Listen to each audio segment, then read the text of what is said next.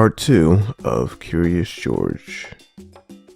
After a good meal and a good pipe, George felt very tired, crawled into bed, and fell asleep at once. The next morning, the man telephoned the zoo. George watched him. He was fascinated. Then the man went away. George was curious. He wanted to telephone too. 1, 2, 3, 4, 5, 6, 7. What fun. Ding-a-ling-a-ling. George had telephoned the fire station. The firemen rushed to the telephone. Hello, hello, they said, but there was no answer. Then they looked for the signal on the big map that showed where the telephone call had come from. They didn't know it was George. They thought it was a real fire. Hurry, hurry, hurry! The firemen jumped onto the fire engines and onto the hook and ladders. Ding dong, ding dong. Everyone out of the way! Hurry, hurry, hurry! The firemen rushed into the house. They opened the door. No fire.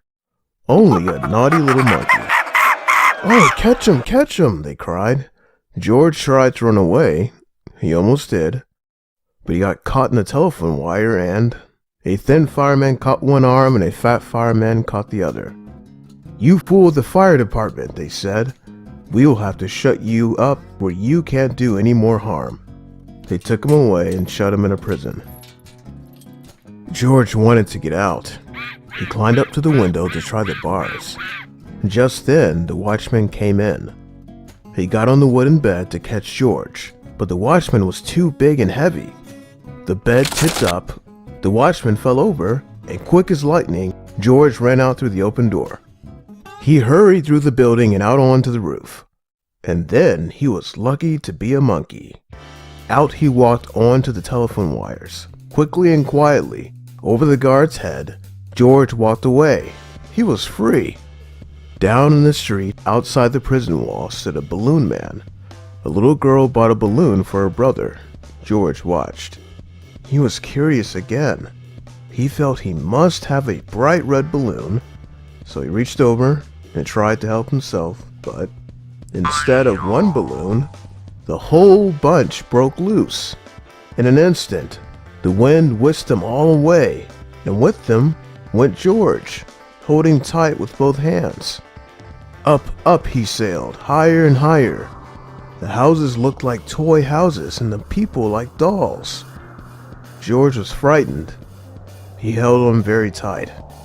At first, the wind blew in a great gust. Then it quieted. Finally, it stopped blowing altogether. George was very tired. Down, down he went, bump onto the top of a traffic light. Everyone was surprised. The traffic got all mixed up, and George didn't know what to do. And then he heard someone call, George! He looked down and saw his friend, the man with the big yellow hat. George was very happy. The man was happy too. George slid down the post, and the man with the big yellow hat put him under his arm. Then he paid the balloon man for all the balloons. To the zoo! What a nice place for George to live.